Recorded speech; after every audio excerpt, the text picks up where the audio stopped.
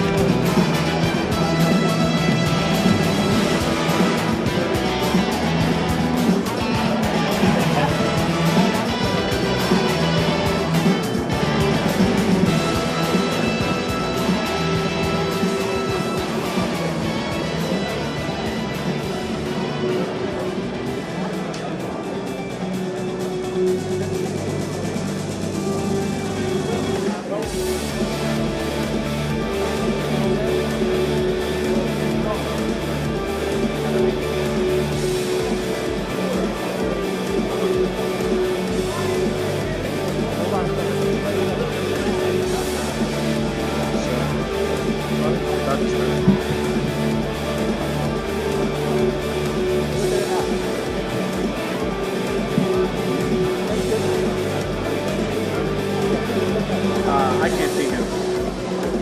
He's good. I know what's going to happen. Everyone's going to raise their phone. and That's then what I'm they're going to gonna yell.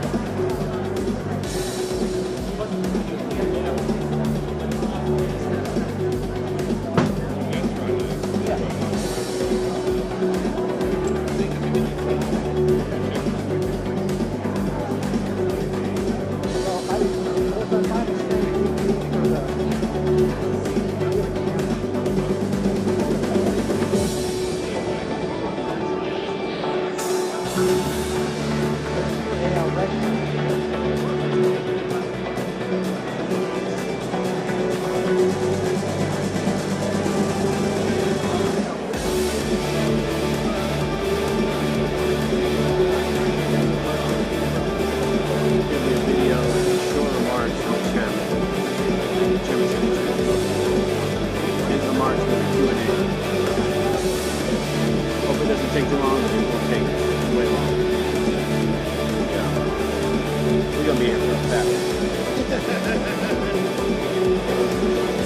Welcome back to Nightline.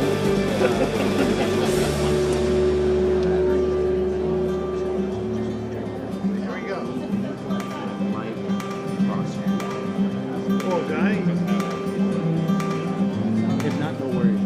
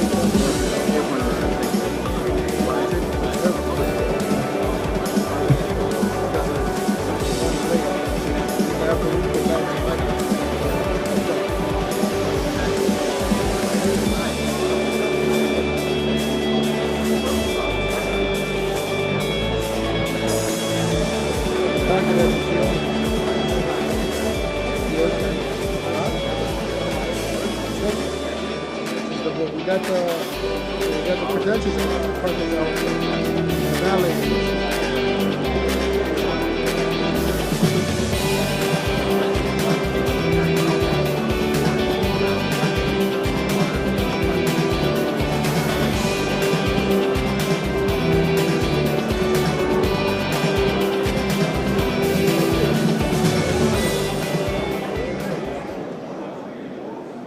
Embark on a transformative journey where innovation meets purpose. Our world is a complicated web of interconnections, geopolitical shifts, technological breakthroughs, and social transformations. As we navigate global complexities, we find pathways to resilience and sustainable growth. Artificial intelligence is redefining industries and reimagining the future. From robotics to data-driven solutions, AI is not just a tool, it's a revolution in motion.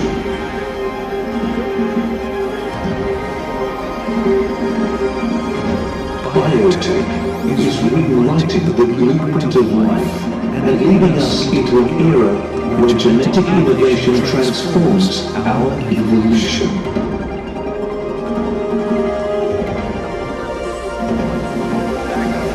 Sport is more than competition. It's a catalyst for vitality, unity, and well-being. The fusion of technology and athletics propels human performance beyond boundaries. From F1 tracks to soccer fields, innovation drives a bold new chapter in sportsmanship. Visionary investors and innovators show us that the power of transformative technology is within our grasp. Innovation is blossoming, and with it comes a surge of investments, planting the seeds of tomorrow's breakthroughs. We must not forget about our planet. We need to protect our precious Earth for the next generation. The future is ours to shape if we invest with purpose. Welcome to the third edition of the FII Priority Summit, Miami.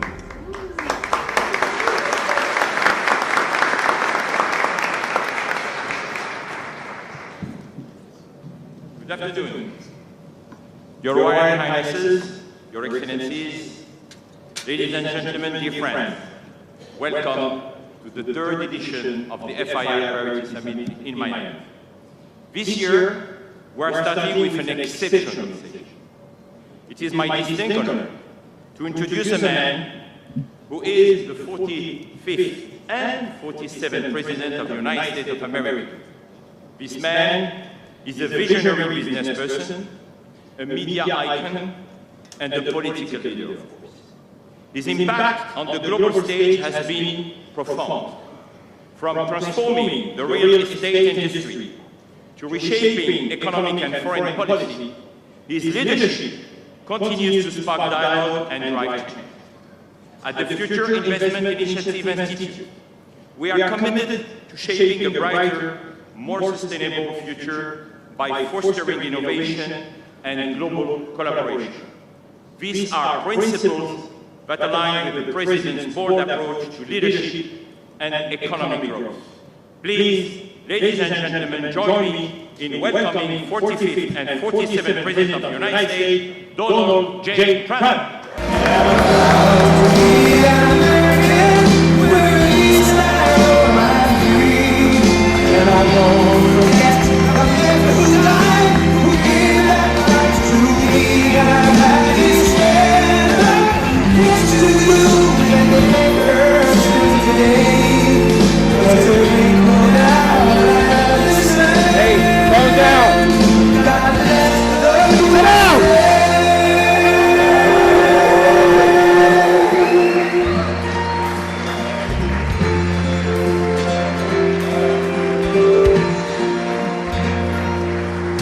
From the lakes of Minnesota to the hills of Tennessee, I'm sea to shining sea. We drive down to Houston and here to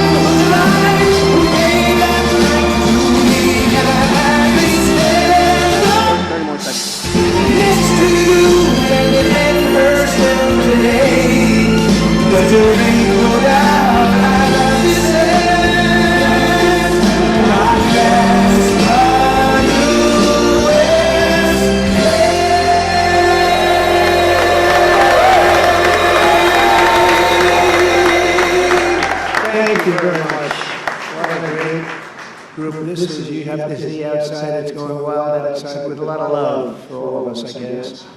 But thank you, Richard, for the introduction, and thank you to all for such a warm welcome. It's great to be back in beautiful Miami, where I've actually built a lot of great buildings with the Desert family and some others. We've had tremendous success in Miami. We have Trump Towers and Sunny Isles Beach. It's 4 beautiful buildings right on the ocean.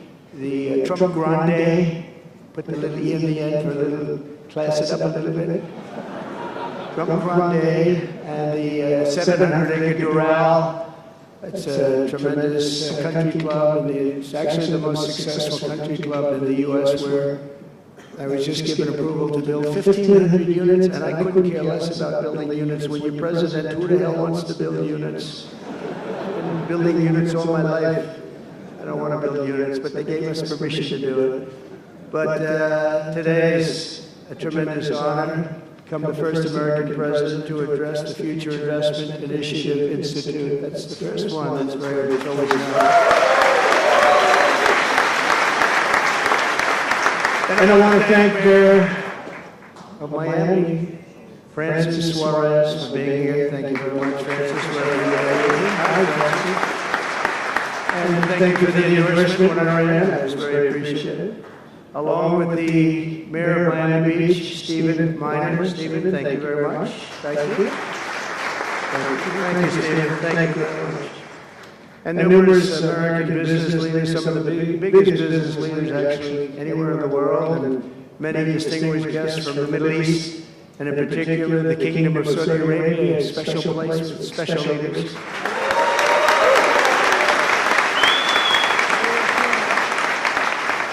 And including FII Institute Chairman and Governor of the Public Investment Fund, which is a seriously big fund. Yasser, I see you there. Stand up, Yasser. Everyone knows Yasser. Thank you. Great guy. Great person. And Finance Minister Mohammed, thank you very much. Thank you, Rick. Thank you very much. Good to see you again. That's a pretty good Finance Minister of that part of the world. That's not bad. Other parts of the world, not so good, but that one is good. And many other senior government leaders. I also want to recognize the Kingdom's ambassador to the United States, Her Royal Highness Princess Rima. Very popular. Wow. That's very nice. Sitting next to Elon. Wow, that's, you couldn't do better than that, huh? As well as my own special envoy to the Middle East, who's really done a fantastic job, Steve Witkoff. Thank you.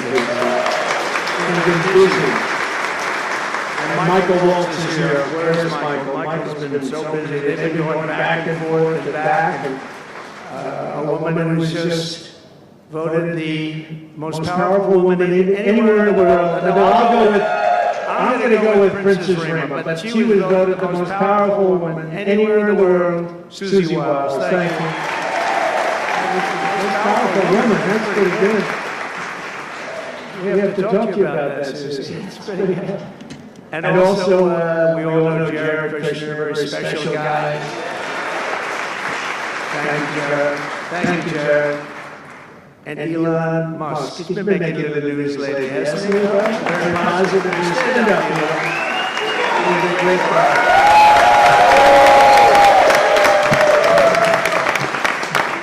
We did a little show last night. I heard he got very good ratings too, by the way. Hannity. Sean Hannity was fantastic. A fantastic man, a fantastic guy. And he did a show, and it was great being on the show with you last night. I come today with a simple message for business leaders from all across the nation and all around the world. If you want to build the future, push boundaries, unleash breakthroughs, transform industries, and make a fortune, because you want to make a fortune. Most of you have already made a fortune, I don't want to say it.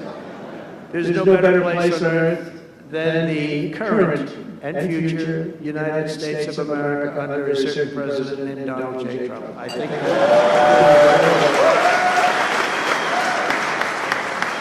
they're saying that November 5th, Election Day, 2024 will go down as one of the most important days in the history of our country. They said in 129 years the most consequential election. I don't know if they're right about that or not, but it sounds good. I wanted to see if I could get a couple of more years stacked on, but I figured the fight wasn't really worth it. 129 is a lot. And as of January 20th, 2025, the dark days of high taxes, crushing regulations, rampant inflation, flagrant corruption, government weaponization, oh, I know about weaponization, and total incompetence will be gone forever. Will be gone forever. Because the United States is back and open for business, and the golden age of America has officially begun. You see it happening. Since my election, America's economic engines have come roaring back to life in just a very short period of time. Think of it, from November 5th, the progress that's been made has been amazing. The NASDAQ is up nearly 10% in just a few months, and that's a lot. The Dow Jones Industrial Average is up 2,200 points, and Bitcoin has set multiple all-time record highs because everyone knows that I'm committed to making America the crypto capital. We want to stay at the forefront of everything. One of them is crypto, and Miami seems to be the center of the action, come to think of it, and maybe it'll stay there. Business optimism skyrocketed 42 points. Think of that in a single month, the most in history by far. That's the biggest increase in history by not even close. The ISM index of manufacturing activity surged into positive territory for the first time in many years. Amazing. And it was just announced, this is an interesting one, I didn't realize it was that bad for so long, but it was just announced by one of the nation's most historically accurate and respected pollsters, Rasmussen, that the number of Americans who believe our country is on the right track now exceeds those who think it's heading in the wrong direction for the first time in 20 years. Can you believe that? 20 years. And this is really a seismic 27-point swing from just before the election. Nobody's ever seen anything like that one, yes, sir. I want to tell you. That's a big one. The best and most successful business leaders on earth are now racing to invest in the United States. Since November, DMAC has announced plans to invest $40 billion in the U.S., creating at least 10,000 jobs. SoftBank has announced investments of between $100 and $200 billion, creating at least 100,000 American jobs. Oracle and OpenAI and SoftBank are now collectively committing $500 billion to keep the United States on the cutting edge of artificial intelligence, and so many more. I mean, so many companies that want to come to the White House and have a little news conference all the time. I said, why don't you just announce it? But they want to come, and I'll do that. I don't mind doing that. I say anytime they want to go 10 billion or more, I'm there. 10 billion or more. But on his recent visit to the White House, the Prime Minister of Japan announced he anticipates Japanese investment in the United States of well over $1 trillion, and we're working on an Alaska pipeline already, which is the closest point to Asia. And as you know, the ANWR, which we've started, Ronald Reagan couldn't get it approved, nobody could get it approved for so many years, couldn't get it approved, I got it approved, actually I got it approved twice, I got it approved and Biden ended it. That was a shocker, but we just got it approved again. And we're going to be, it's probably the largest deposit maybe anywhere in the world, just by itself. It's, they say, of similar size to Saudi Arabia, so we hope that's correct. But all of this is only happening because of the world-changing results of the 2024 election. We won the House, we won the Senate, the White House, and the Electoral College, and the popular vote in a landslide. We also won all 7 swing states, and all 50 states shifted in the Republican direction for the first time ever. So every state, every single state of the 50 states shifted Republican. It's never happened before. Either way, it's never happened. And 85% of counties voted for Trump. Think of that. So you have 2,600 counties versus 525. 2,600. Think of that. That's why when you look at the election map after it was all done, the certified map, the whole thing was red. 2,600 versus 500. It's a big difference. Nobody's seen anything like it, actually. So as a result of this very historic victory, investors from all over the planet once again have confidence in America's future and respect for America's leaders. And it's about time we get a little respect. The last administration was the worst and most incompetent in the history of our country, but we are moving quickly to fix every single disaster Joe Biden created and make America stronger and more prosperous than ever before.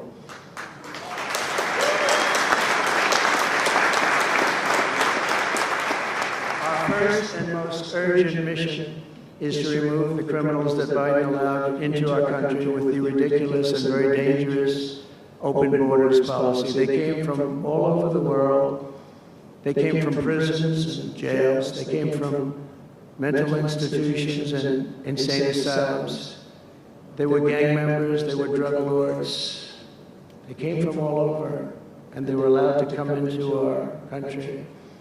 And we're getting them out in record levels, just like they came in record levels. I want to thank Tom Homan and Christie, who was just she's doing a fantastic job, Governor of South Dakota, and Tom Homan, you know, they are doing a fantastic job, and the results are incredible. And every country is taking them back. They're sending their criminals to us, and they're all taking them back. We had a little problem with a couple of them that ended very quickly.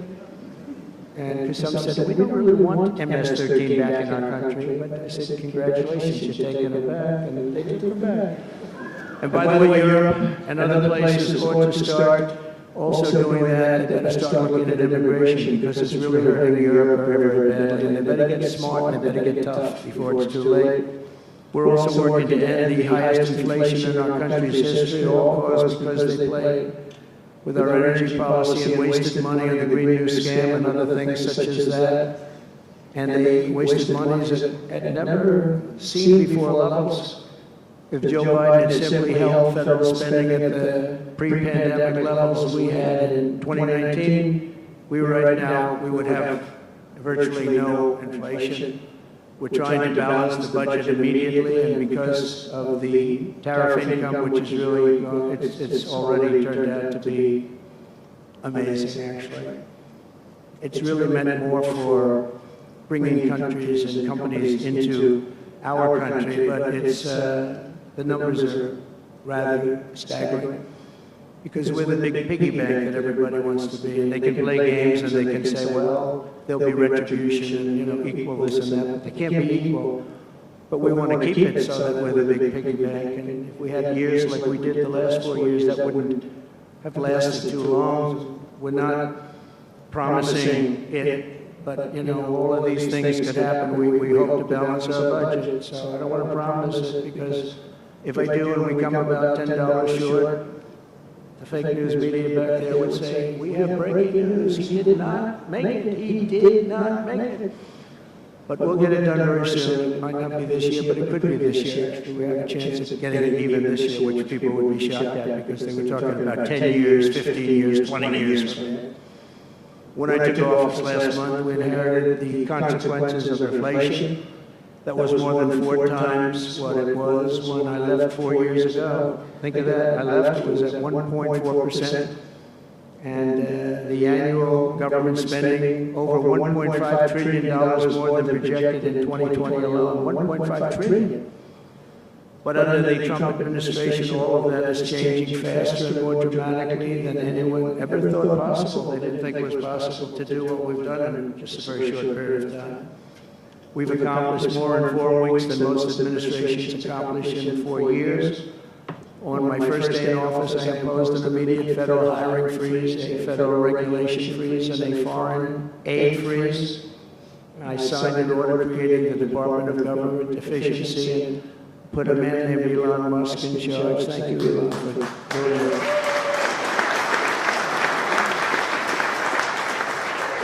He's doing a great job. You could have seen him last night. He's really, you know, he's a very committed person. He's a very serious person.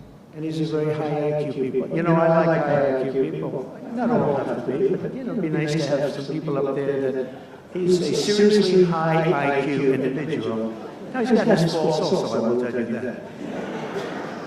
But not too many of them, which is now really waging war on government waste, fraud, and abuse. And they're curbing inflation and saving taxpayers billions and billions of dollars every single day. And there's even under consideration a new concept where we give 20% of the Doge savings to American citizens and 20% goes to paying down debt, because the numbers are incredible, Elon.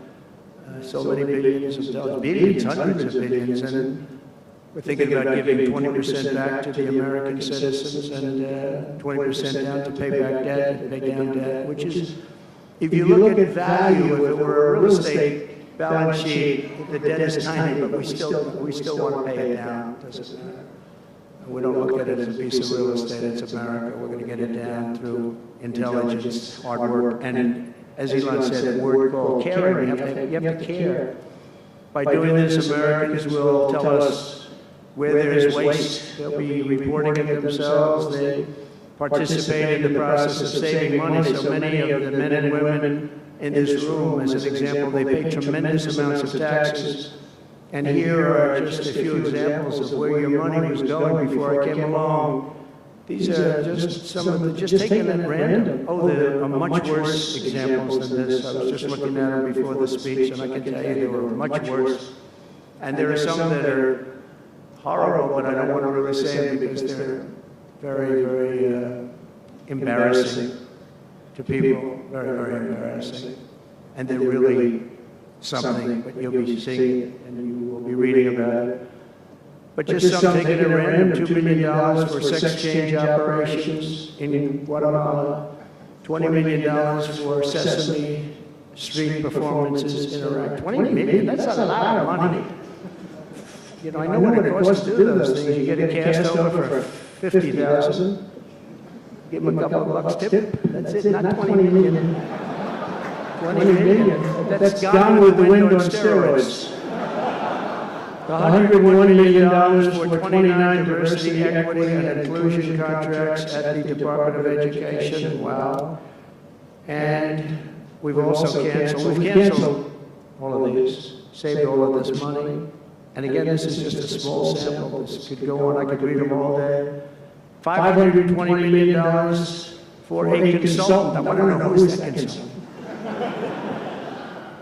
To do ESG, that's environmental, social, and governance investments in Africa. $25 million to promote biodiversity conservation and illicit livelihoods by developing socially responsible behavior in Colombia. $40 million to improve the social and economic inclusion of sedentary migrants. Nobody knows what that even means. None of this stuff. Everyone's trying to figure out what the hell does it all mean. $42 million for social and behavior changes in Uganda. 40 million is a lot of newspaper ads in Uganda. $70 million for research of evidence-based solutions for development challenges.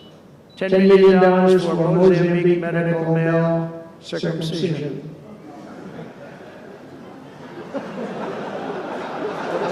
What does that mean? $2.3 million for strengthening independent voices in Cambodia. $14 million for improving public procurement in Serbia. $486 million to the Consortium for Elections and Political Process Strengthening, including $22 million for inclusion and inclusive participatory political process in Moldova. And $21 million for voter turnout in India. What do we need to spend $21 million for voter turnout in India? Wow, $21 million. I guess they were trying to get somebody else elected. Why we ought to tell the Indian government, because when we hear that Russia spent about $2 in our country, it was a big deal, right? They took some internet ads for $2,000. This is a total breakthrough. $21 million for India elections. $29 million to strengthen the political landscape in Bangladesh. $20 million for fiscal federalism and $19 million in addition to the $21 million for biodiversity conversion in Nepal. $1.5 million for voter confidence in Liberia. We need voter confidence too when you read this list. $14 million for social cohesion in Mali. $2.5 million for inclusive democracies in South Africa. $47 million for improving learning outcomes in Asia. Asia's doing very well. We don't need to give them money. And then another program, $50 million plus another $50 million for condoms for Hamas. You know? $100 million for condoms. Condoms. Does everybody know what a condom is? For Hamas. $100 million. And these are just some, I could read this list all day long, I just don't want to bore you. But these are just some, and not nearly as bad as others. And some are just, I just don't want to say it because they're too incendiary. We're also finding tremendous abuse, waste, and fraud in Social Security. Social Security is what's happening there is going to be one of the great potential scandals in history. On the program, there are over 4.7 million Social Security numbers for people from 100 years old to 109. Think of that. Now, over 100, there are a lot of people that make it. Hopefully, most of the people in this room will make it. But historically, you don't have thousands and thousands of people. But listen to this, 3.6 million people are on Social Security rolls from the age of 110 years old to 119. Do you think there are really that many? Those people are seriously old. But it gets worse. 3.47 million. 3.47 million people are on Social Security from the age of 120 years old to 129 years old. 3.9 million people are on the age of Social Security from 130 years old to 139 years old. Now, the all-time record, I heard, is a woman who was 127 years old. That's the record. A woman from a certain country where they have actually people that live pretty long, actually, and she was 127 years old. That's pretty old. But we're topping her by millions. 3.5 million people from the age 140 to 149 years old. 1.3 million people are on Social Security from the age 150 to 159. And over 130,000 people are on Social Security over the age of 160 years old, okay? Including 1,039 people, think of it, over 1,000 people between the ages of 220 to 229. And one person between the age of 240 years old to 249. And the record topper, there is one person on Social Security who's 360 years old, which is approximately 110 years older than our country.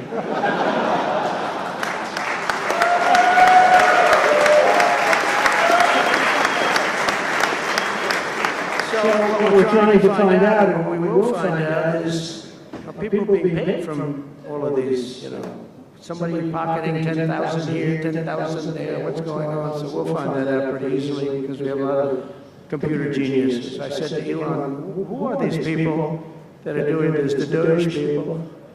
I said, who are they? Where do they come from? He said, well, number one, they love our country. Number two, they're really genius at computers. So nobody's going to fool them. When they go in, they see some bureaucrat that's scamming the country, and they try and talk about, you know, certain computer language. These people say, no, it doesn't work that way. These are people that have a natural ability as you know, brilliant computer people. It was very interesting when he told me that. I said, that's what you need today. But all of these scams have now been terminated. In addition, over the past month, we have effectively eliminated the U.S. Agency for International Development, which was funding much of this lunacy.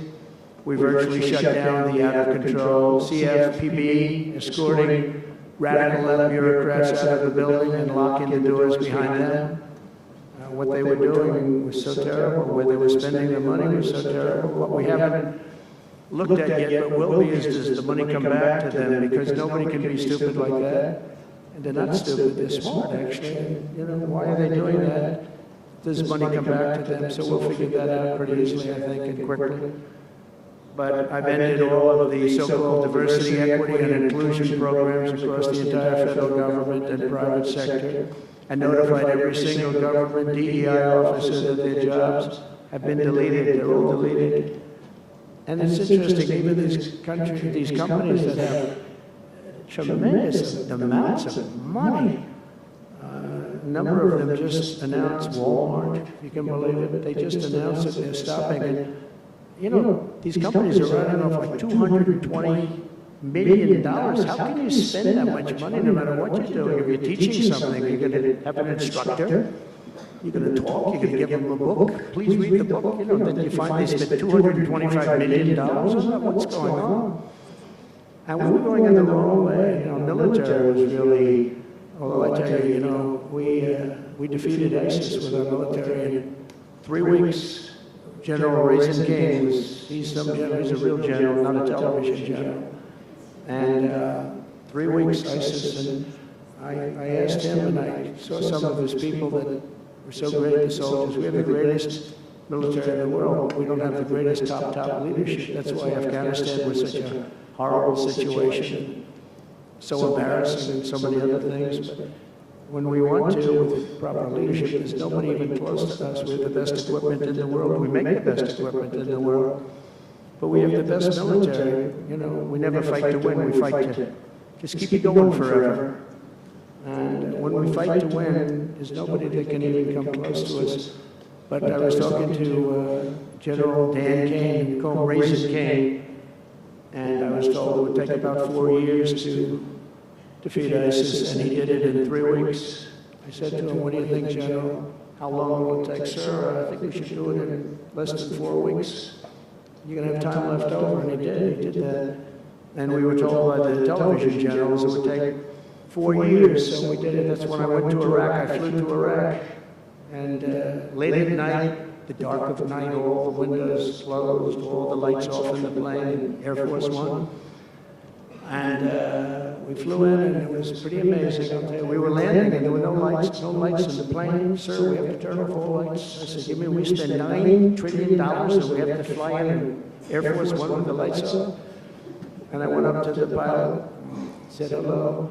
And by the way, these guys are like central casting. These are the best-looking human beings. Everybody's perfect. The most handsome people, the best-looking people you've ever seen with the flat tops and the whole thing. And I was a little concerned because the lights are off, and everything's off, and even the lights where he was were down, very dim, very dim, with all of the lights on the fancy dashboards of the plane of Air Force One. We're getting a new Air Force One, and they can never finish the damn thing. I'm getting 2 of them, actually. But we may have to go a different route because it's taken them a long time. We're going to get military that's going to start building. We're going to get people to start building properly again in our country because they don't build properly. This is long. But we're up there, and I'm looking at these people, and again, I say they look like Tom Cruise, but better. Stronger, tougher. And I like Tom Cruise, but these are better. And they said, are we okay, Captain? Yes, sir, we're fine. But I'm looking out, I don't see any lights, and we're landing. And I'm used to that. I like to sit with the pilots a lot and respect the pilots greatly. And we're up there, and we have the computer. I call it the computer voice, where it goes 1,900, 800. It's feet. Your feet above ground, so that means you're very low. And I'm looking out, and my eyes are pretty good. I don't see any lights. And the computer goes out. Sounds like an intelligent individual. It goes 1,000. We're 1,000 feet up. It's a 10-story building. There's a big plane. And then it goes 900, 800, 700. I said, Captain, we don't see any lights. Is everything? Yes, sir. Everything's fine, sir. We'll be landing in 3 minutes. And then it goes like 600, 500. Captain, we okay? And then he goes, 400, 300, 200, and I'm saying, man, there's nothing out there. And then he goes, boom, perfect landing right on this thing. There are no lights on the runway. There's no, I don't know how the hell they do it, but I'm sure as hell glad we had somebody that knows how to fly.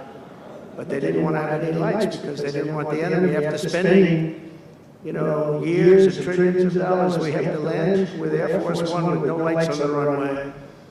But they were incredible people. And then I got out of the plane and actually asked my people, and I said, excuse me, I was very brave sitting in that cockpit. Am I allowed to give myself the Congressional Medal of Honor? And they said, I don't think so, sir. I said, well, I thought that was extremely brave. But now here's the problem with saying a story like that when you're a kid.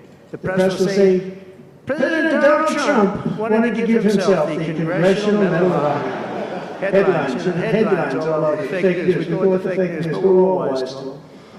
But it was something, and then I went down, and it was the same thing. I'm standing on the top, and I look down, and there's these handsome people. Everybody's like from a movie set.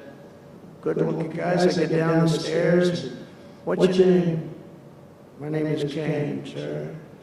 What's your first name? They call me Raisin. I say, wait a minute, your name is Raisin Kane? I love you. I've been looking for you for 5 years. You are great. This is what I want. And there was a general next to him, there was a colonel, there was a drill sergeant, a master sergeant. They were all like people. I could make a movie right now. They're the best looking people ever.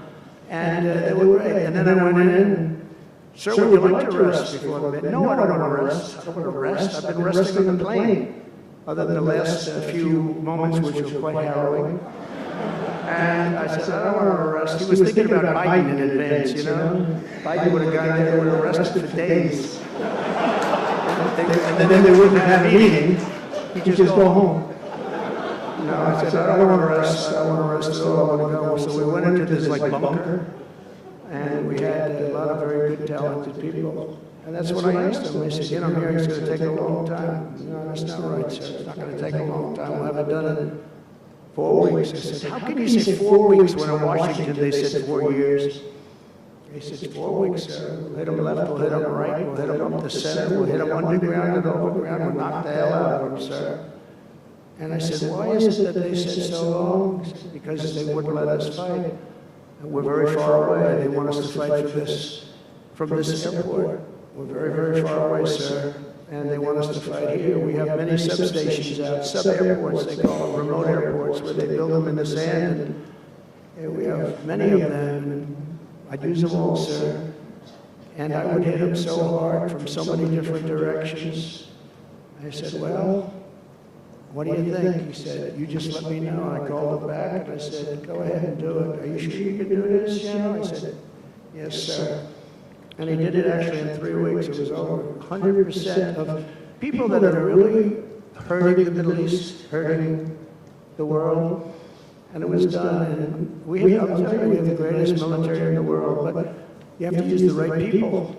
But there's nothing like what they were able to do in that case and in other cases wherever I gave them something.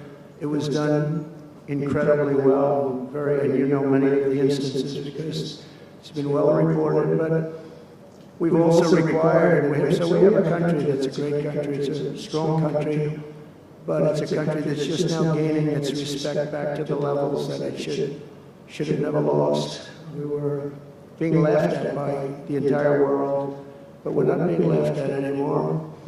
But we've also required that all federal employees must once again show up to work.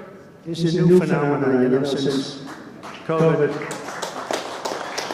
Show up to work in person like the rest of us. I mean, it doesn't work when you don't show up. And I see companies now are all going back to it. They're all going back. It's great. I watch some of the big business leaders saying we absolutely are going back. You can't work at home. They're not working. They're playing tennis, they're playing golf, or they have other jobs. But they're not working, or they're certainly not working hard. You could never build a company or a country with that. So we have a very strong policy, and if they don't show up to work, they get fired. And we're trying to make our government smaller but much stronger.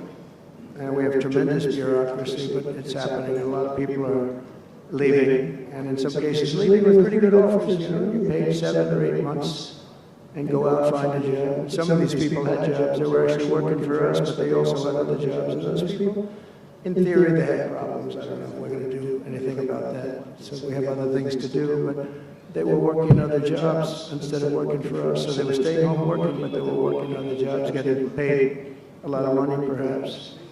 We offered deferred resignation buyouts to all federal workers, resulting in more than 75,000 bureaucrats voluntarily surrendering their taxpayer-funded jobs. A lot of them are leaving because they don't want to be caught having a second job. Some are leaving because they didn't want to be in government any longer.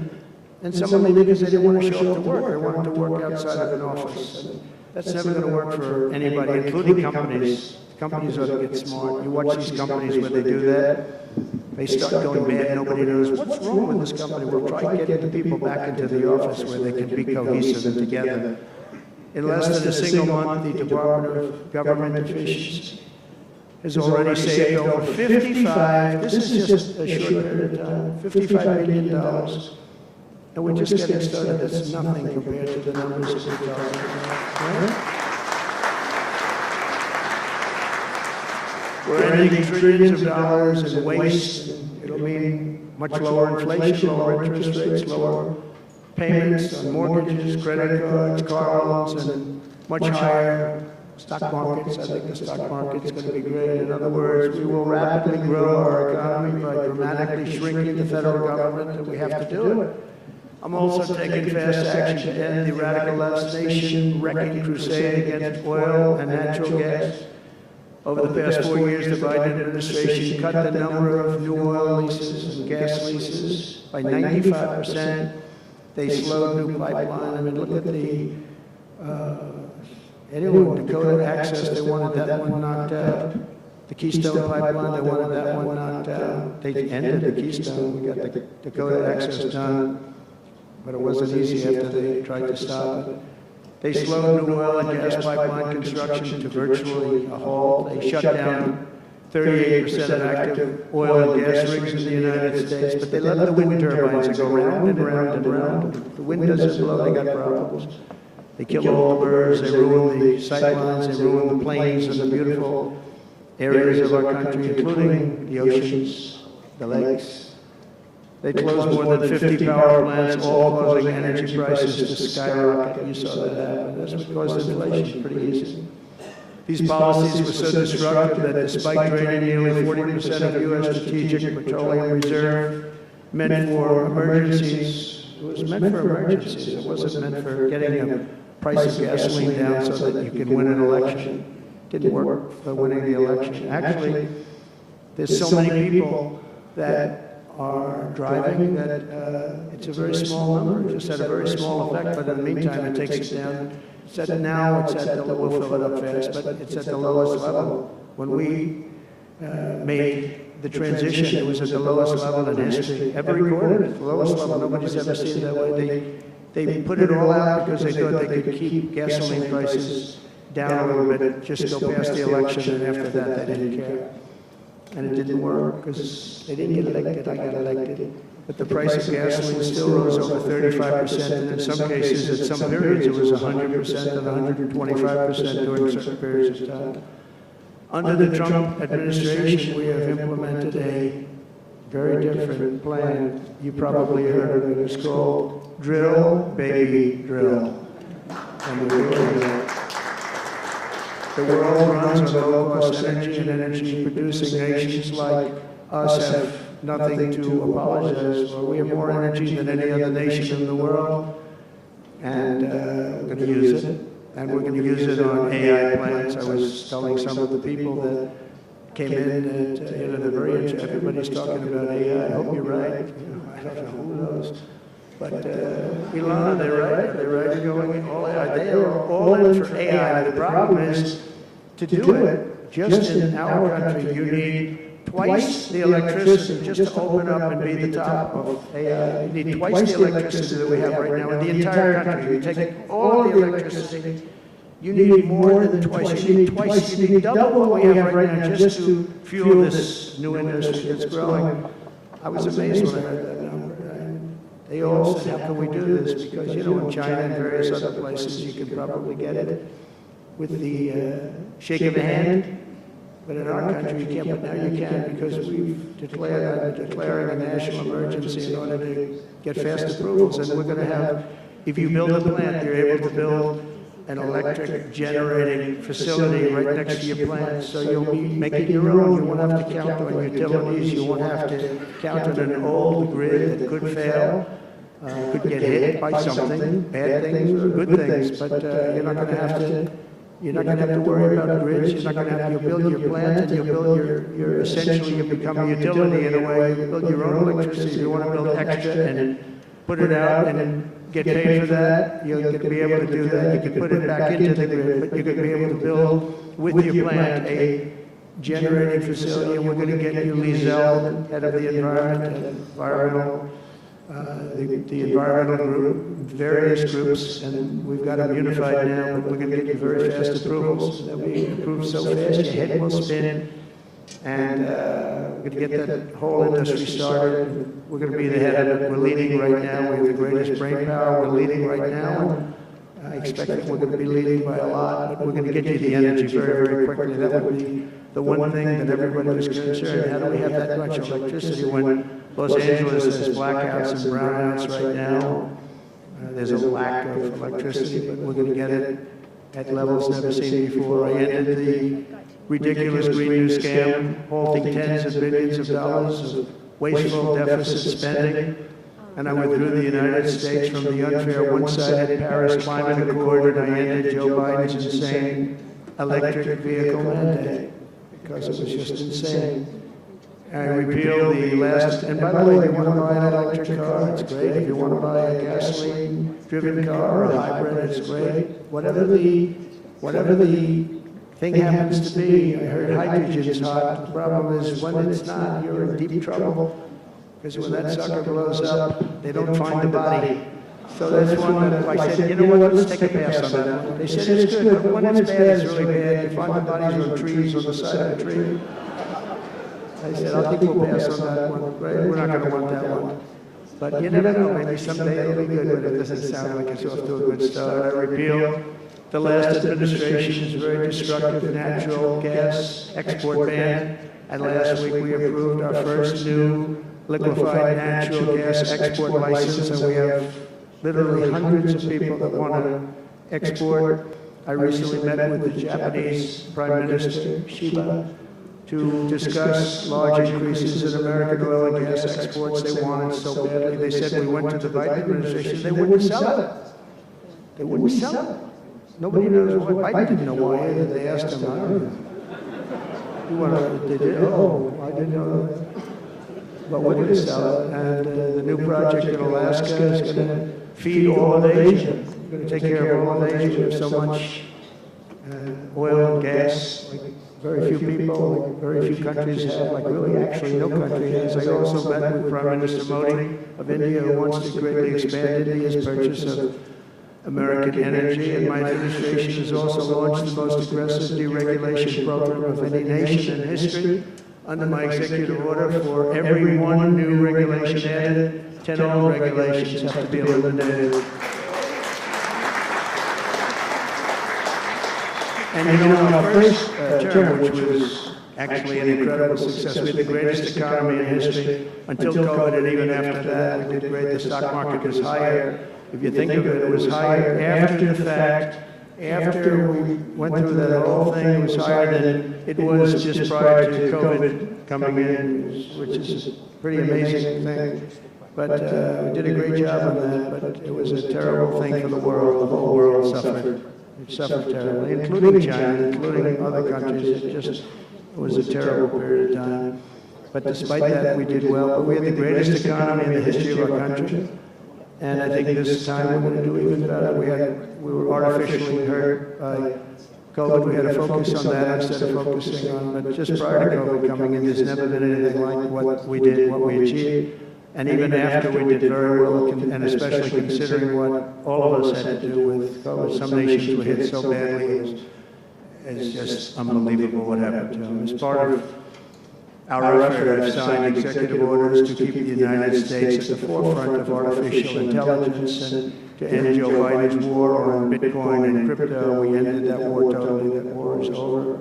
They were very hostile toward them until the very end, just because there's so many people on Bitcoin and crypto that just before the end, the SEC came out and they were being very nice. It was so nice to people because so many people were being indicted for no reason whatsoever. Very political group of people. All they did was they liked indicting people, but they were being indicted, and many of those indictments were dropped just before the election because they said, wait a minute, there's 100 million, 125 million people using this, and they didn't want to have, all these people being voted against. But by the time they did that, it was too late. We had that vote entirely, I think. I think anybody smart that believed in that, and there were a lot of people believing it, anybody that was smart voted for Trump. And they pulled the indictments. So I see people that were indicted, they said, I saved your life. I saved your life. Because if they thought that, they actually thought that I was doing this, they said, why is Trump doing it? Is he doing it for political reasons? I don't do anything for political reasons. I do what's right. I do it. I want to be in the forefront of every industry. So, I'll be working with the Republican Congress to pass the largest tax cuts in American history, and that includes, obviously, we have to extend the Trump tax cuts, which were, until now, the largest. We're going to dramatically cut taxes for families and for workers and for companies, including no tax on tips, and hopefully no tax on Social Security, and no tax on overtime. And that overtime one is a sleeper, because I think a lot of people are going to be spurred on to do a lot of extra work. When they hear that, a lot of companies really like it, a lot of people really like it. The new Trump tax cuts will also include 100% expensing for new factory construction in the United States and anything else that you're going to buy with capital. If you buy something that is going to be good for our country, we're going to let you expense it, 1 year expense. And I did that the first time. And everybody said, can you go back to that? Now you still get, I guess, 40% or whatever, but pares down. But we're going to bring that right up to the top level. I think that had a lot to do with the success that I had during my first term. And we'll substantially cut taxes for all domestic producers of oil and gas and just about everything else that they produce. In my first term, I brought the business tax down from around 40% to 21%, which everybody said was an impossible thing to do. I cut it from 40 to 50. It actually was state, said it was much higher than 40. I got it down to 21%, and now I'm bringing it down to a goal of 15%, but only if you make your product in America. In other words, you're going to be at 21%, but if you make your product in America, you're going to go from 21 to 15. If you don't, you're going to be 21%, which is still lower than anything. So guys like Elon are going to come and make these great cars in the United States. So a lot of people call, a lot of car companies are calling. They called me, three of the majors. They called and they said, we're looking all over the place. We want to be there. I'm going to be announcing tariffs on cars and semiconductors and chips and pharmaceuticals, drugs and pharmaceuticals and lumber probably and some other things over the next month or sooner. And it's going to have a big impact on America. We're bringing our businesses back. If they don't make their product in America, then they very simply, they have to pay a tariff. But if they do make their product in America, they don't have to pay any tariff, which will bring, it's all going to bring trillions of dollars into our treasury, or it's going to mean that there won't be any taxes because we want to have a fair base. If they don't have it, we don't have it. If they don't pay, if they don't charge us, we don't charge them. It's pretty simple. The Republican Party is once again the party of common sense. We're a party of common sense. We want strong borders. We don't want men playing in women's sports. We don't want to have transgender for everybody. We're the party of common sense. That's how we won the election in such a big manner. We'll no longer allow other countries to ransack and plunder our nation. That's why I have announced that we will soon begin imposing reciprocal tariffs on any country that engages in unfair and unequal trading practices. If they tariff us, as I said, we will tariff them at the exact same rate. So if a certain country, because some of these countries, even countries that I've already mentioned, are extremely aggressive with tariffs. Nobody knows that European Union, they have a VAT tax that's devastating. It's very tough for people on the outside. Hard to sell cars, really impossible to sell them because they also have non-monetary tariffs that are very, very tough. But if you take a look at that, it's a very unfair situation. And the VAT tax is similar to the tariff. Around the world, I'm moving quickly to end wars, settle conflicts, and restore the planet to peace. I want peace, and I don't want to see everybody being killed. And you take a look at the death in the Middle East and the death that's taking place between Russia and Ukraine. It's been going on, and we're going to end it. There's no profit for anyone in having World War III, and you're not so far away from it. I'll tell you right now, you're not so far away. If we would have had this administration for another year, you would have been in World War III, and now it's not going to happen. In the Middle East, I've restored my policy of maximum pressure on Iran, designed to bring peace. And we designated the Houthis a terrorist organization, destroying shipping lanes all over the place, making it very hard for people to get their product delivered, making it very difficult. We'll take care of that situation. And we've secured a ceasefire in Gaza. We're bringing in the hostages, and we're bringing them home to their families. Some of them are in pretty bad shape, I have to tell you. To end the horrible war in Ukraine, I've spoken with President Putin and President Zelensky, and our teams began negotiations this week in Saudi Arabia. I want to thank Saudi Arabia for that. It was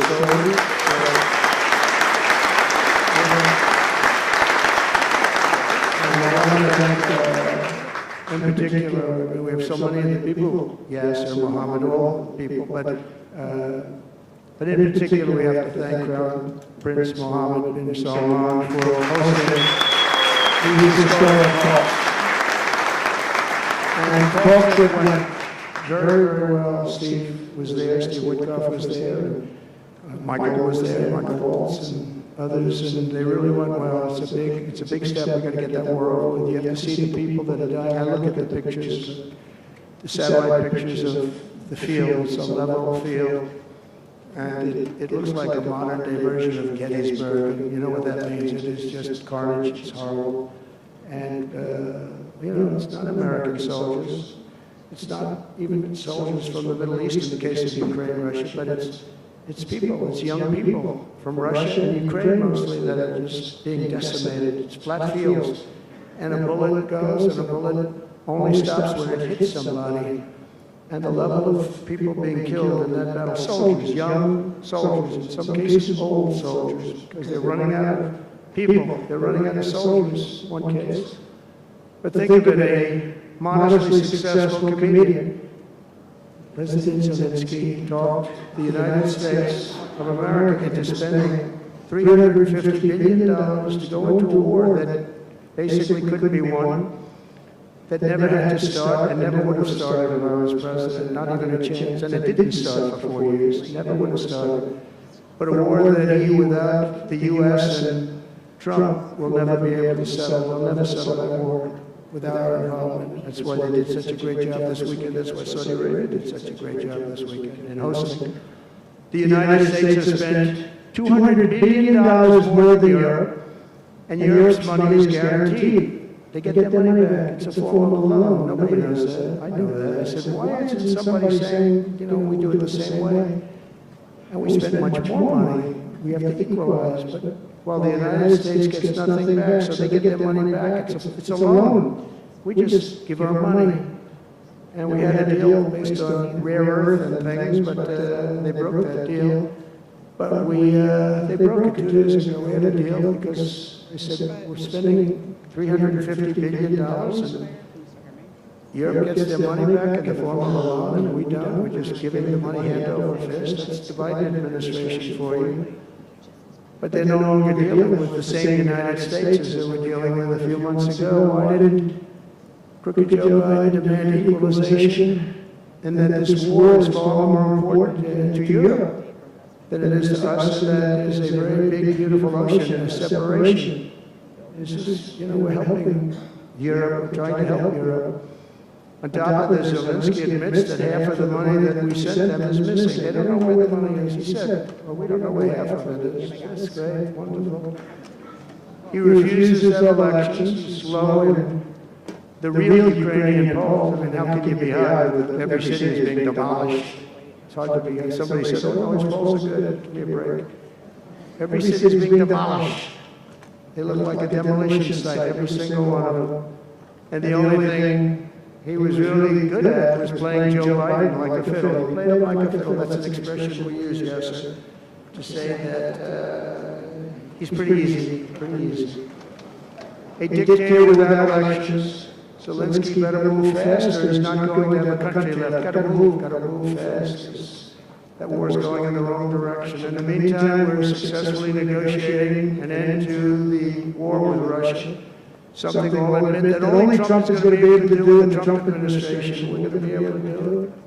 I think Putin even admitted that. Biden never tried. Europe has failed to bring peace, and Zelensky probably wants to, maybe he wants to keep the gravy train going. I don't know what's the problem, but he hasn't been able. He's very upset that he wasn't invited. He could have come if he wanted to, but that he wasn't invited to Saudi Arabia. But he's been working for 3 years. There's never been even meetings or phone calls to stop this war. It's a horrible thing. I figure Russia's lost 900,000 soldiers. I think that Ukraine's lost probably 700,000. And it's a terrible thing. You'll see bodies and body parts all over the field, all over. We see them through, very accurately through satellites. I love Ukraine, but Zelensky has done a terrible job. His country is shattered, and millions of people have unnecessarily died. And you can't bring a war to an end if you don't talk to both sides. You've got to talk. They haven't been talking for 3 years. So we hope to see a ceasefire soon and to reestablish stability in Europe and the Middle East.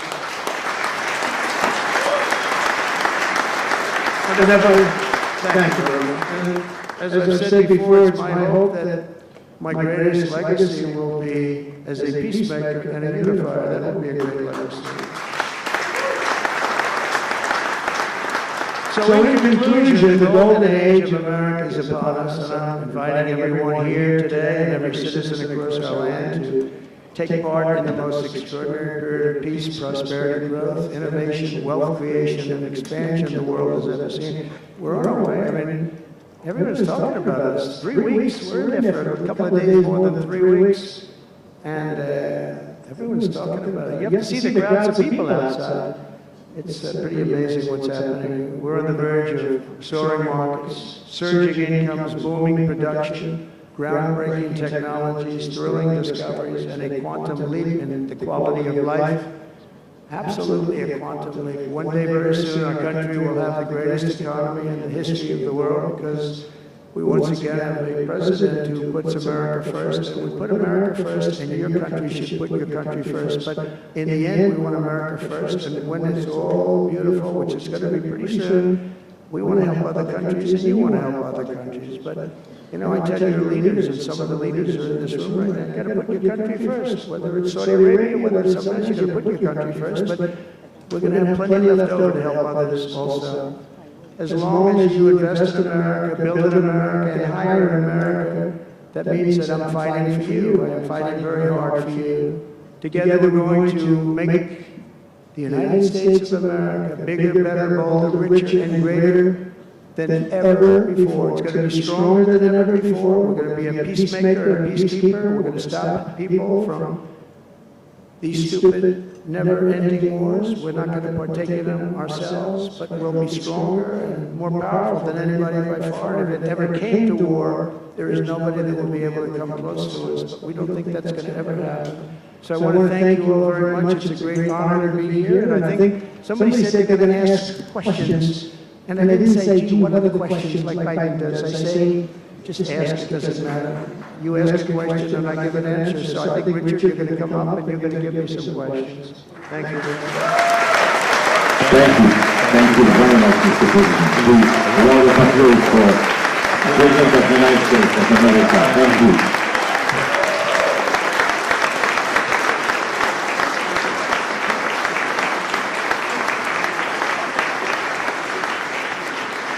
Mr. President, thank you for accepting to take a few questions. 20 years ago, I don't know if you will remember, we were under the same roof in Orlando and you were delivering an amazing speech in front of 3,000 sales reps, giving them the best advice to be successful.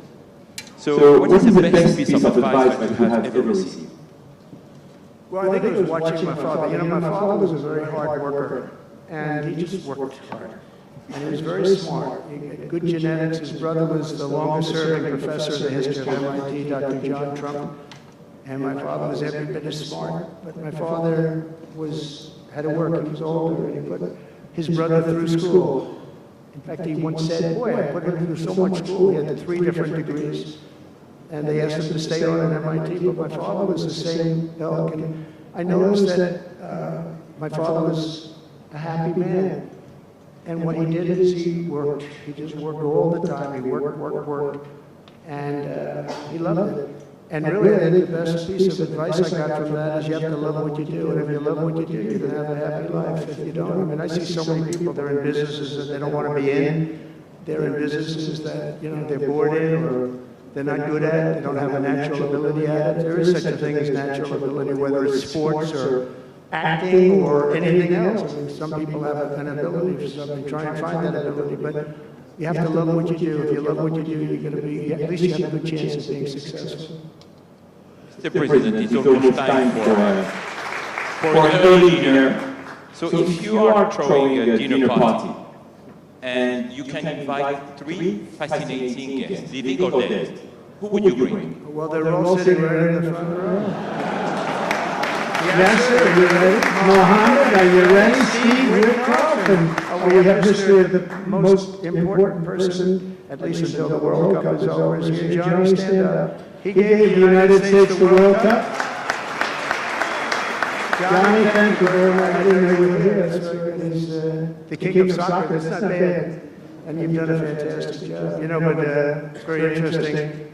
When I was president, I got the World Cup, and I got all of the, you know, we have the 250 anniversary, so that fell in this administration. That's a big deal, 250 years.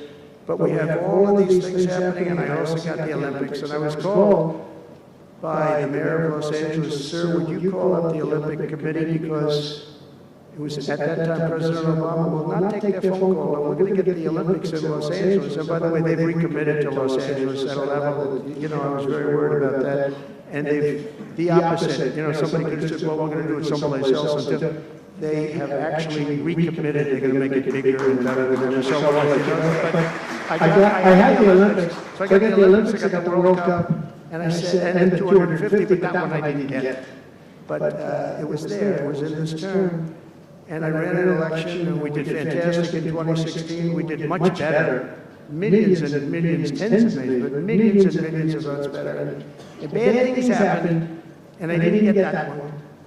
And I said, you know, when I originally signed the Olympics, I said, I won't be able to even be president, and I got the Olympics, because if I didn't, when I spoke with the people, the organizing committee and the people in different parts of the world, they asked me to do it because the president wouldn't do it. I was president-elect, and I gave them a talk. I couldn't get them off the phone. They were starving for love.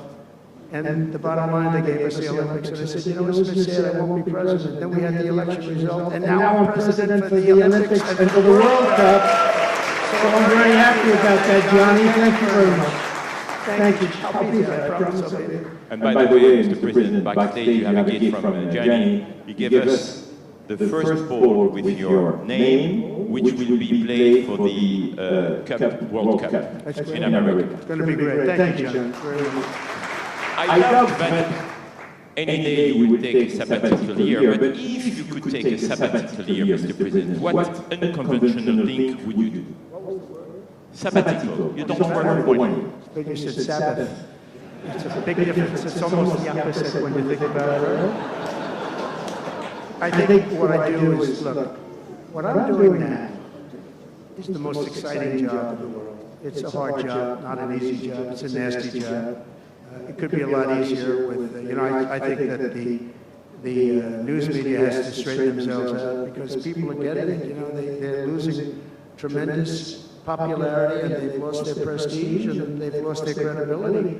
And I think it's a very important thing, the news media, but I think they have to straighten themselves out, because the people are going around them now. They have so many different things, with like Elon with X, which was a big thing, and we have Truth, which has been fantastic, and we have so many other things that you don't really need traditional.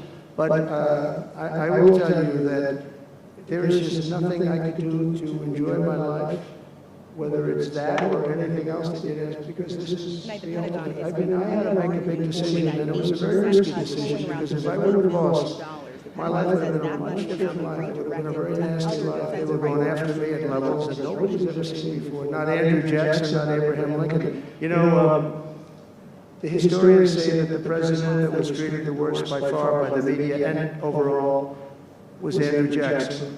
In fact, his wife died of heartbreak. They were treated really rough, and Abraham Lincoln was second, but he had a civil war, you can understand that. But nobody was treated like me, nobody. And I will tell you, you learn a lot about yourself, but there's nothing I'd rather do. I had to make a decision, do I do this? Because if I lost, it would have been very, very bad. It was dangerous, actually, very dangerous in so many different ways. And I decided to do it, and I said, I have to win, because if I don't win, I spoke to a friend of mine the other night, he said, you know, if you lost, it would have been very, it was actually Sean Hannity just before we did the interview last night. He said, boy, if you would have lost, you would have had a tough life, you would have had a very tough life. So there was a certain amount of courage involved in this decision to run, and it's a great honor to win by this much, to win all 7 swing states, the popular vote. Popular vote doesn't get won that much by Republicans for whatever reason. I think that's changing, because again, we're the party of common sense, and they're the party of some real bad things, and I think they'll change. I think they have to change. It would be wonderful. I'm going to be having lunch with some of the Democrats next week, and it would be wonderful if we could work together. I think working together would be great. But they have to change. You can't get elected on the programs that they want, and that's really what America wants to see. So there's nothing I'd rather do than what I'm doing right now. When we started this conference, yes sir, and His Royal Highness the Conference told us I want that to be the place where people will come to understand where to invest in terms of geographies and sector. So, what is the best investment you have made in your personal growth, Mr. President? Well, I was involved in real estate for most of my life, and guys like Witkoff will tell you I was really good at it, and I was successful at it, very successful at it. I've been involved in things prior to being president, but during the last 4 years, I followed sort of the trends, and I've made a lot of money with following some of these trends. And, it's, again, it's something that you do. I really believe that some people have instinct. I think I've always had an instinct for making money. I make money. And I went into show business. I had one of the most successful shows on television. I wrote books, and they were all bestsellers. Virtually every book was a big bestseller, some really big bestsellers. And so I don't know, it's whatever I do, I just want to make it successful. It's very important to me. There are many ways to make money. You can be in many different fields. And a lot of it is being in the right country. If you're in a certain country, our country is actually getting very bad, a very dangerous place, actually. Bad things were happening, but if you're in a certain country, you have a chance to do well. And no matter how good you are, if you were born into the wrong country, you're not going to make money. Now, you can do other things. You can attain power, I guess. Maybe it's the wrong kind of power, but it's power. But being in the right country, where you have the right incentives and entrepreneurship, etc., and America has always been sort of at the top, or one of the top, but always pretty much at the top. But it was losing that position, and I think losing it rapidly. This last administration, look, I don't want to be, I wish I could say, I wouldn't have run. If I thought Biden was doing a good job, if I thought they were, I wouldn't have run.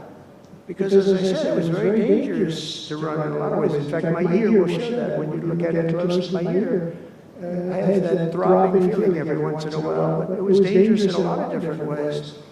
But he was so bad that I had no choice but to do it. If I thought he was doing a great job, I wouldn't have run, and I would be very happy I actually wanted him to do a good job. I was saying, do this, do that. I'm telling them, do things. They should have done what I said. But I would have been very happy not to have run, and frankly, to have seen somebody do a good job. But our country was going to hell, and I really sort of had to run. If you were a historical ruler, would you prefer to rule during war or peace?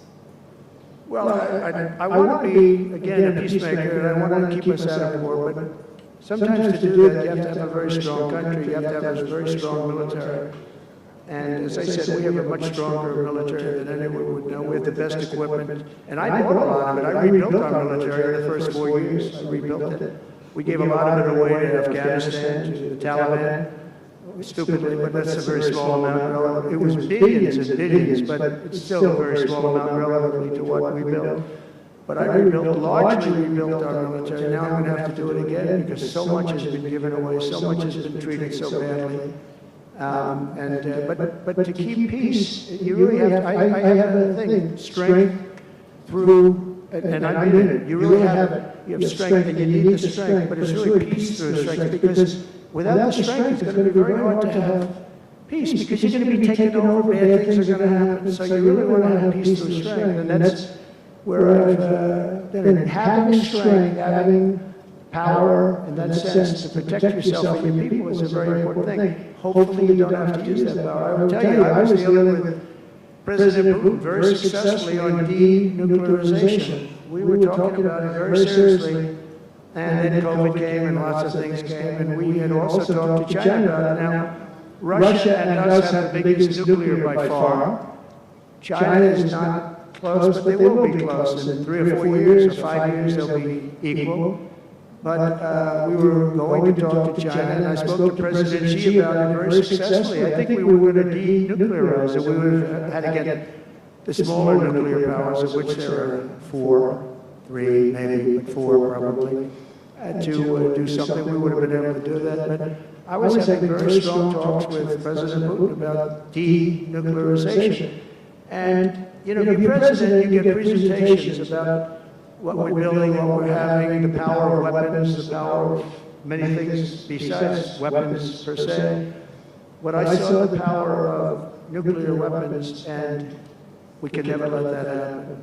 If that happens, the ball game will be, the world will be destroyed. The power is so enormous. You look at Hiroshima, you look at Nagasaki, multiply that times 500 times, and the world would be destroyed. So you want somebody as your president, or you want somebody as your leader that understands that we just can't let that happen. We can't let other countries get nuclear weapons. Not only Iran, Iran is a good example, maybe the one that people think about, but we can't let that happen. The power of weaponry today is so enormous that the world would disintegrate, so we can't let it happen. Mr. President, if you had to describe the United States of America in just 3 words, what would they be? In 3 words? 3 words. Love, respect, and strength. That's a tough question. That might be my best answer, Russell. It reminds me of high school at that point, but that may have been the toughest question, actually. You think Joe Biden could have done that? I don't think so. Well, almost at the end, Mr. President, but talking about the United States of America, what is one cultural habit in the U.S. business that the rest of the world could learn from? What is the best practice? Well, I think we love our families, but I think a lot of the world loves their families. I was speaking to the head of Mexico because I complain constantly about people pouring in. Now our border is the strongest border we've ever had. We've gone from the worst border ever in history to the strongest border. But I was speaking to the president of Mexico, a very wonderful woman actually, and I said, we're talking about drugs, you can't let people come through your country, come into the country. You know, I was not that nice, but they understood what I was saying.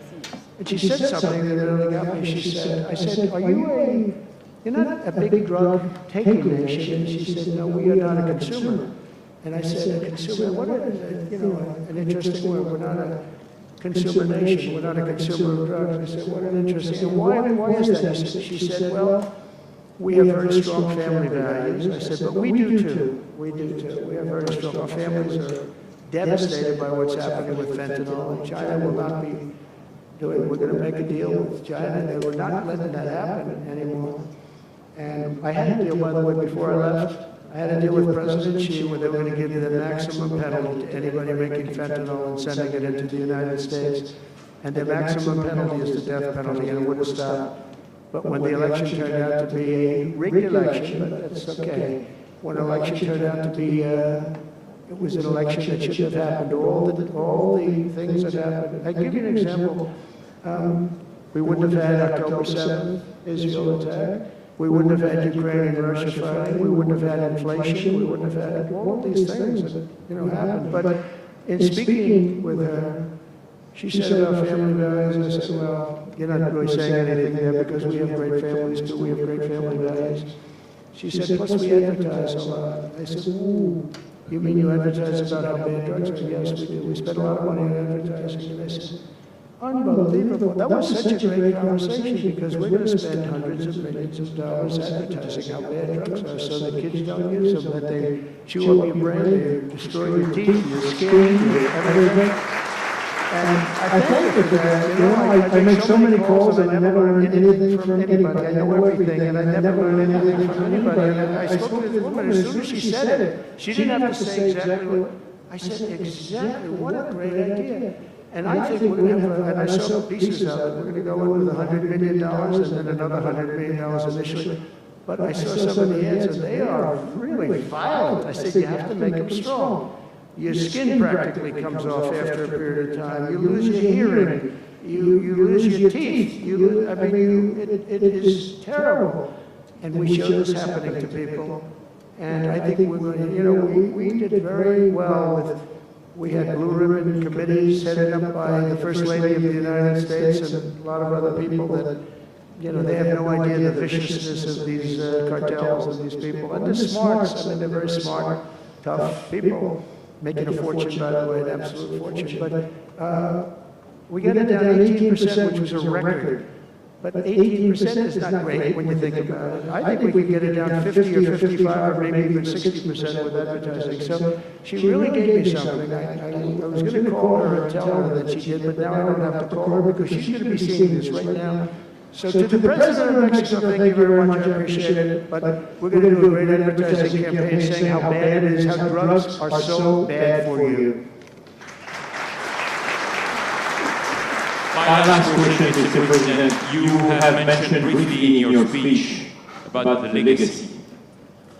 What would you like your legacy to be, if you can tell us more about it? That I came into a country that was great, but is in trouble. And I made America great again, and I got it out of trouble, and people respect America now, and we were a country of peace, and we brought peace to the rest of the world. Thank you. Thank you very much, Mr. President. Thank you very much, everyone.